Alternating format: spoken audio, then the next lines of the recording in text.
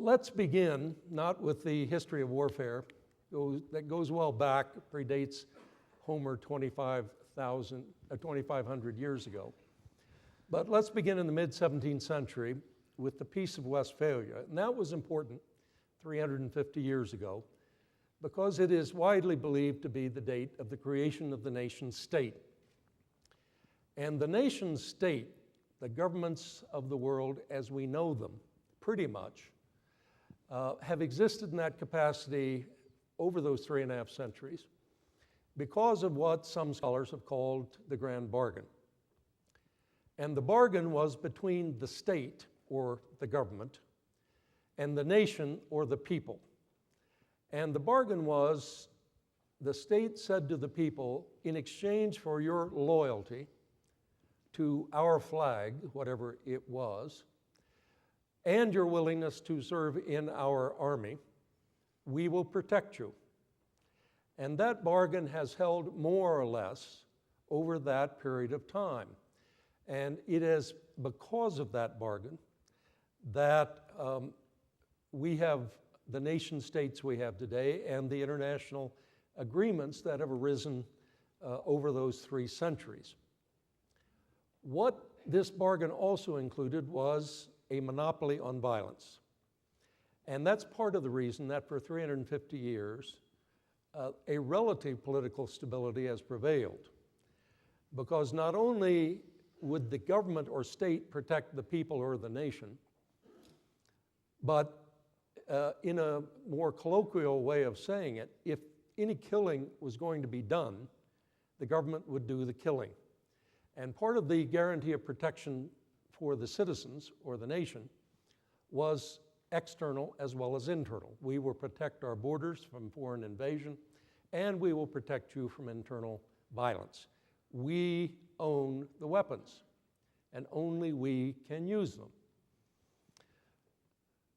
That prevailed well into the 20th century when, of course, we had the big wars, World War I, World War II, and in the process of legitimizing, if you will, violence and conflict between and among nation states, rules of warfare arose.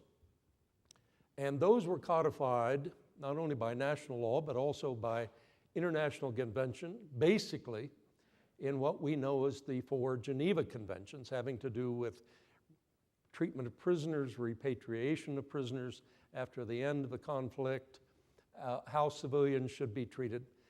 Those began in the mid-19th century and prevailed all the way into the mid-20th century in terms of the evolution of those conventions. We also, and other nations as well, our respective militaries developed their own codes of conduct, and we have field manuals for the Army and other units of our military as to how they are to conduct not only themselves with regard to civilians, but how they are to conduct themselves with regard to prisoners.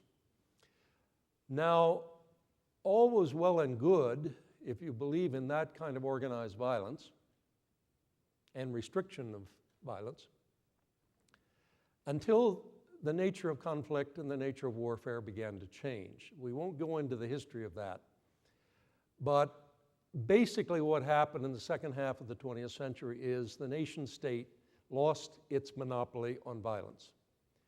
And the nation states of the world were no longer able to coerce non-state actors or stateless nations into playing by the rules.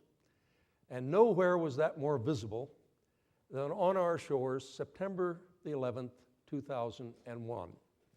And that was, if you need an important date, and we don't anymore, but you can mark that down in a way, not as the end of the nation state, but certainly as the end of the nation state's monopoly on violence. Why is that significant for our conversation tonight? Simply because of this. As Mr. Stimson will verify, when we began to capture people in Afghanistan and round up people on our own shores suspected of having to do with that attack, we didn't know what to call them. Because if they were our own citizens and violating our own laws, they were criminals, and therefore subject to the criminal jurisdiction of the courts of the United States. If, however, they were enemy soldiers, then they fell to some degree under international law and required treatment under the Geneva Conventions that we were signatories to. And it was at that confluence that we began to hear words like enemy combatants, non-uniformed combatants, and various new phrases that weren't quite warrior, but they also weren't quite criminal. So that's the stage, and now I'll turn to, for the first question, to Mr. Stimson. And let's get right to the heart of it. Do you or do you not believe in waterboarding Mr. Hannity? Don't throw me such an easy one in the beginning. First off, I want to congratulate Mr. Mizell on this wonderful museum. If you haven't taken the tour, do it. It's terrific.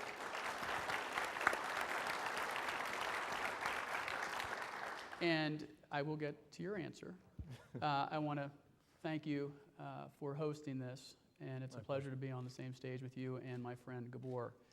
I think waterboarding is torture. I've always maintained that. The CIA has acknowledged that they waterboarded 3 of the high-value detainees. You can read those so-called torture memos, and some draw very fine lines and say, well, if you didn't have the specific intent to draw harm to the person, then you aren't technically guilty of torture. Look, anyone in the audience, anyone want to be waterboarded, raise your hand. Answer, nobody. I came to the department, as Gabor knows, late in the game. I came to the Defense Department in 2006. A lot of the damage had been done. By the CIA's own admission, they'd already waterboarded the 3 gentlemen and stopped by then in late 2003, I guess it was 2003 when they stopped. It's against our values. Did it produce intelligence? If you read the 9/11 Commission report, you'll see in the narrative, the factual narrative, 70 to 80% of it comes from the interrogations of Khalid Sheikh Mohammed, the mastermind of 9/11, and Abu Zubaydah. It's interesting that we've crafted a lot of our counterterrorism policies based on the 9/11 Commission report, yet at the same time we abhor, most of us do, for good reason, waterboarding. Yes, we do waterboard our own military, especially the SEALs, but we do that to toughen them and get them used to some of the tactics we know the enemy might use. Of course, we can't prepare them for being beheaded.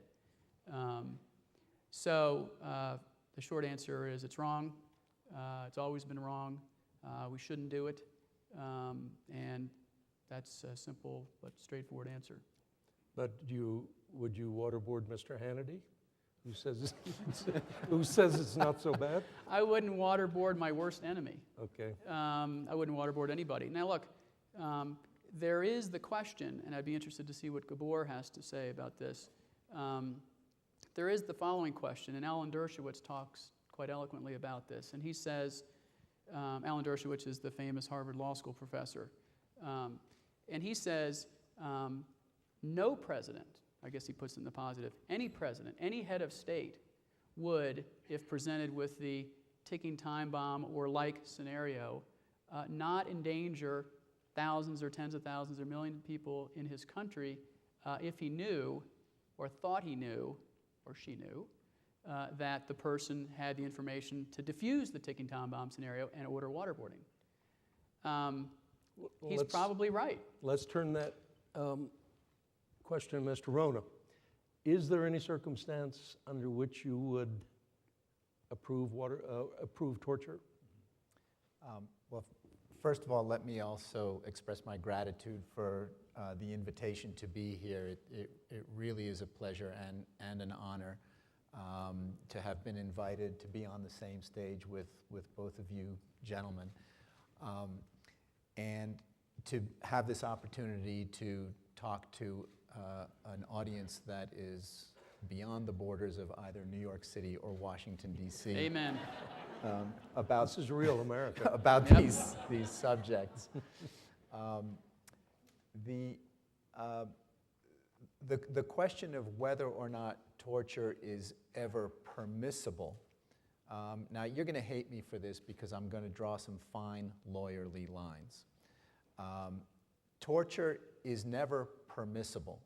However, there may be circumstances in which it could be excusable. Do you want to switch places here? Or you can sit on the right, I can sit on the left. However, the idea that the ticking time bomb scenario should dictate our policy on detainee treatment is woefully misbegotten. In the experience of the United States in detention policy and interrogation of detainees post 9/11, I think what we have seen is that tremendous abuses were visited on detainees, some of whom no doubt did terrible things. Others were proven to have been simply in the wrong place at the wrong time and delivered into the hands of American authorities by virtue of other people having been offered bounties, tremendous amounts of money to rat on their neighbor, for example. So you have a mix of people that have been in detention. And US policy, it seems, was to try to get actionable intelligence for the purpose of thwarting the next terrorist attack out of these individuals. Now, my organization, Human Rights First, has spent a lot of time talking to experienced interrogators. And what we learn to an individual, what the experienced interrogators tell us, is that you do not gain actionable intelligence by abusing people. You gain actionable intelligence by gaining their trust. And in fact, I think the experience in a couple of particular instances was when the FBI was interrogating certain individuals and using techniques that relied on gaining trust, gaining confidence, establishing rapport. We were getting some useful information from some of these detainees. When the CIA stepped in and on the basis of instructions and permissions from on high to use so-called enhanced interrogation techniques, the information flow tended to stop. And when the information flow didn't actually stop, what resulted was information that we couldn't trust, because as experienced interrogators know, people will say anything to make the abuse stop. Now, the Israelis, for example, can document situations in which a person was detained, the Israeli authorities had good information that the individual knew of an imminent attack, and they wanted to be able to get information from that individual quickly. And they did so through the use of means that I, and I think probably Cully, would call, at the very least, cruel, inhuman, and degrading treatment, if not torture. There are situations in which, if torture, although it is illegal, can be justified and excused, but for the ticking time bomb scenario to generate an entire detention policy, to be the common denominator for establishing our rules, is not only against our law and against our values, but is also extremely counterproductive. So as a matter of practice and policy, I think the correct answer is that torture should always be forbidden. Mr. Simpson, in in the public policy arena in which you were operating, to your knowledge, did the following discussion occur, or should it have? We can waterboard or torture, use whatever extreme methods, euphemism there was, on Sheikh Mohammed, and possibly, indeed, get some information. That's important. But we know for sure, if this treatment gets out and is publicized throughout the Arab world, it will lead to the recruitment of an awful lot of new young terrorists. In your knowledge, did that debate ever occur? It's a good question, and it ties in clearly to what Gabor said, and it requires a little bit of history setting here. How many detainees has the U.S. picked up since 9/11? Anyone want to hesitate a guess? Over 50,000 or below 50,000? Above. About 100,000 people in Iraq and Afghanistan. Now, many of these are recaptures and recaptures and recaptures. You let them go, they go back and do stuff, we recapture them.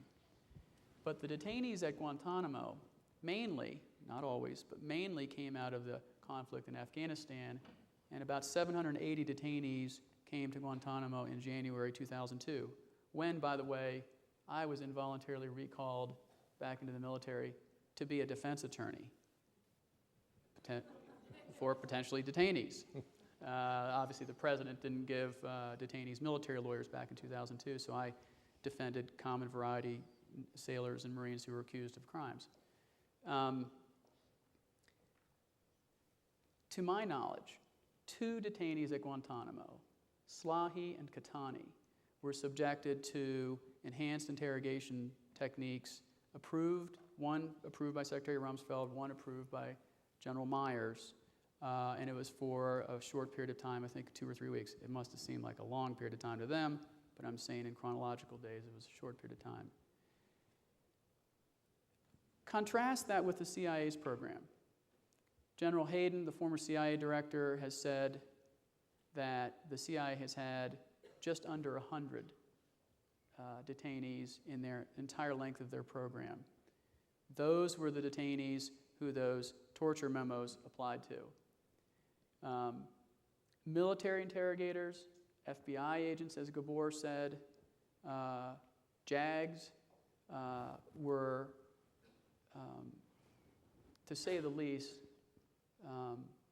put back, concerned, to say the least, about abuses that occurred to any detainee. We're all trained to the Geneva Conventions in the military. You know that, having served on the SASC and the SISI, Senate Select Committee on Intelligence. I'm not calling him a sissy. And that's all we know. So when the first JAG, Major Ian Brazier in the United States Marine Corps, was in Afghanistan, when we rounded up the first guys and brought them to Bagram on December 18th, 2001, Ian had no guidance as to what rules applied, except he defaulted back to the Geneva Conventions and treated them consistent with the Third Geneva Conventions for prisoners of war. And so I would suggest that by the time I got to the department in 2006, and this is, I think, directly answering your question, it was very clear, because Abu Ghraib had happened 2 years before, that mistakes and abuses and indeed criminal acts have, to detainees, have worldwide reverberations. Not only did it damage and sully the image of the United States of America, but it put our own soldiers, sailors, airmen, and Marines in harm's way, and some were killed because of it. And so we were very set on getting the Army Field Manual on Interrogations right. And I argued against a classified annex of techniques because I thought that would send the wrong message to the world. And so what we ultimately ended up with is 19 techniques for the world to see, the same techniques that essentially most police officers use in this state and every other state. But the CIA still had their own programs. So no, we never talked about waterboarding because the DOD never did waterboarding. but we were aware that there was other program over there, and I was never invited to go to the CIA to talk to them about that. I think they probably knew my opinion as a JAG, but the vast, vast, vast majority of detainees were DOD detainees, and you had 19, 20, 23-year-old interrogators who needed a very clear Army field manual on what they could and couldn't do, and no gray. And so that's where we have been since 2006. And I think that's why President Obama said, okay, CIA, you're stuck with the Army field manual for now until we study this ourselves. And I think that's the right policy, and they're studying that. May I add two quick observations to Sure. that very quickly? I think the most frequent argument for why terrorism is bad for us is the concept that it creates a recruitment tool.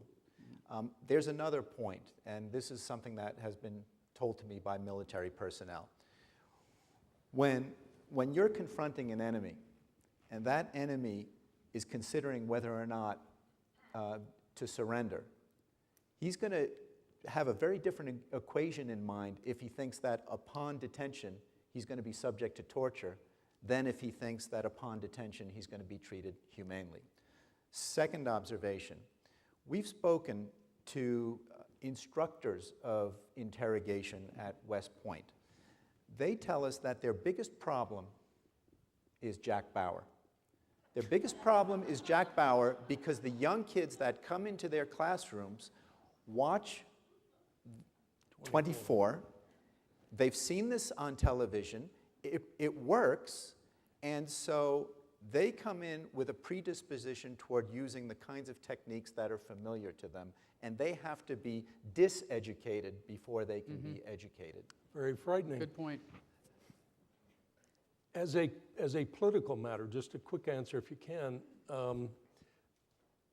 not knowing you were on the scene at the time, when the decision was made to designate this new breed of cat legally as an unlawful combatant, was that a conscious, purposeful effort to avoid both, on the one hand, the system of international law and conventions and the criminal justice system, or was it just because they didn't know what to call these people? I think more the latter than any of the former options. Clearly, under the Geneva Conventions,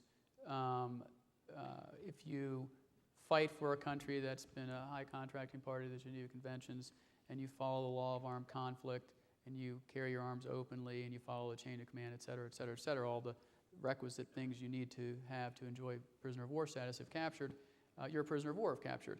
That same person, though, if they strip themselves of their rank, hide, clandestinely attempt to kill civilians, they would be an unlawful combatant. They would lose combatant immunity. Why is that important? Because lawful POWs cannot be interrogated. Unlawful combatants can be interrogated if they choose to speak with you. They can also be prosecuted for war crimes. So I think it was more the latter than the former. Well, then, I think Gabor probably disagrees. From the point of view of international law, if I'm correct about, and not just my opinion, it's the opinion of a lot of people, the evolution of conflict and warfare and the rise of, dramatic rise of irregular or unconventional warfare, do we need a fifth Geneva Convention for the treatment of non-state actors who can't be legal or illegal? No, we don't. And I'm really glad that you gave the little background talk that you did about the history of the monopoly on the use of force and how that has really withered away in recent years. But the fact is that the Geneva Conventions contemplate both kinds of armed conflict. The kind of armed conflict in which the state exercises use of force in its monopoly role, and that, according to the terminology of international law, is what is called international armed conflict. Now, that doesn't mean any armed conflict that takes place beyond the borders of a single state. It has a more specific meaning, and that is armed conflict between two or more high contracting parties to the Geneva Conventions, namely states, intergovernmental armed conflict. But the Geneva Conventions also have provisions for armed conflict that does not involve fighting between two sovereigns, non-international armed conflict. And while it's absolutely true, as Cully says, that if you're a fighter for a state, a member of the armed forces, you have this privilege of belligerency. You're not a criminal for involvement in hostilities, and you're entitled to POW status. But if you're a civilian who participates in hostilities, you don't have that privilege. To do so is criminal under domestic law. But that also applies equally in international and non-international armed conflict. In addition, there's a provision of all of the Geneva Conventions, it's Article 3, and it's common to all 4 of the conventions, which provides a floor of rights and responsibilities in such armed conflicts, civil wars, rebel groups. It provides for the basic prohibitions of inhumane treatment of detainees. It requires fair trials when detainees are tried. And there is also an additional protocol to the Geneva Conventions, which the United States is not yet a party to, but I think will probably become party to sooner or later, that deals exclusively with those kinds of armed conflicts in which it is not states exercising a monopoly on use of force, but involves rebel groups, civil wars, etc. So I think the answer is we do not need a new Geneva Convention. Mr. Simpson, I agree with that. let's get really brutal with Professor Rona, if you don't mind. Oh, You see, I mean, in the world in which we live, we've got drug cartels, which are virtual private armies in Mexico, south of our border. Yep. We have religious fundamentalists threatening to overthrow Pakistan that has nuclear weapons. We have emerging Russian mafias, weapons of mass destruction that may get loose from Russian arsenals, and so on. Is Professor Rona and people like him stuck in a century that isn't relate to reality anymore? Are we living in a post-civilized world? Jack Reed, the former defense secretary in England, said back in 2005, we're fighting a 21st century war with 20th century rules. That was a better way to ask my question. Thank Well, I you. wasn't trying to up you. I'm just trying to sort of put things in historical context. Why didn't I think of that? And of course, when you were in office, you remember what Many years ago. What Gabor was alluding to was Additional Protocol 1. And when Ronald Reagan was the president, and the New York Times and the Washington Post both editorialized against becoming a party to Additional Protocol 1 for the specific reason that they were concerned that non-state actors would attain the legal status of prisoner of war if captured. Now, a lot has changed. Maybe the New York Times and Washington Post have changed, I don't know.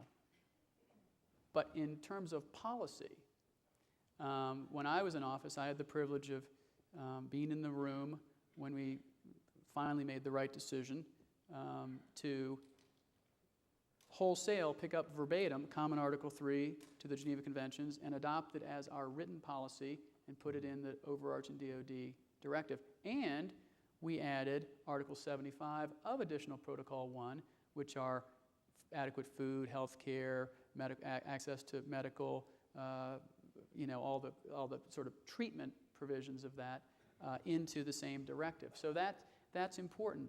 I can tell you that I have immense respect not only for Gabor's current employer, but his previous employer, the International Committee of the Red Cross. They helped me do my job better. They alerted us to shenanigans in Abu Ghraib before they broke. They alerted us to a lot of things that if we had listened and we had a single point of entry in the Department of Defense, we could have avoided it. I saw them as a canary in the coal mine, and I enjoyed a good, close, and confidential working relationship with them. Behind the scenes, and I think Gabor may be willing to discuss this, there has been a lot of work coming to grips with this very issue of can we come to a universal understanding of who a terrorist is, which is a tough thing to define. Terrorism is easy to define, terrorist. And then how they fit neatly within, or not neatly fit within the current Geneva Conventions. I think they do. I think that perhaps there may need to be some tweaking of Additional Protocol 1 to take this into consideration. But I think the Geneva Conventions have served us well. I think that they will continue to serve us well. And I think it's very clear under the law of armed conflict, which is the paradigm that the Obama administration and the Bush administration is using, that you can detain some number of these folks without being forced to charge them. Well, before we get the questions from the audience, this has all been too lovey-dovey. I'm a nice guy. I don't for know how those to, of us who came yeah. here for a fist fight, but Go ahead, Gabor. Take your best shot, and then I'll... let me try one more time to all right. start a fight here. All right. Would you or would you not have the United States subject itself to the jurisdiction of an international court of criminal justice? No.